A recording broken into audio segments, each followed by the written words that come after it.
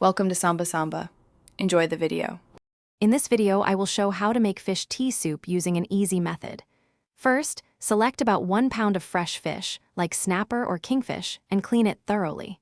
Next, gather your aromatics, fresh ginger, garlic cloves, a bunch of scallions, and a few sprigs of thyme.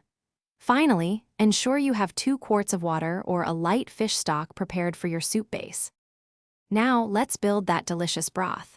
Place your cleaned fish, along with the ginger, garlic, scallions, and thyme, into a large pot.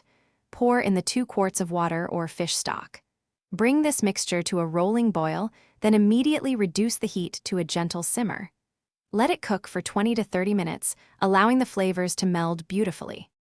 After simmering, carefully strain the broth into a clean pot, discarding the cooked aromatics but reserving the fish.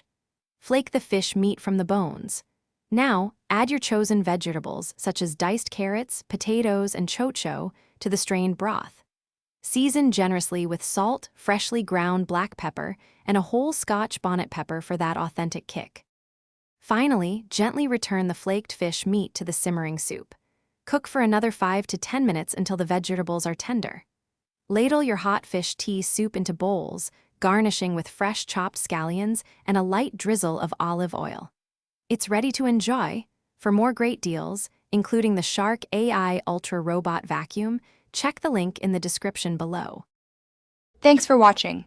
Consider subscribing if we helped you.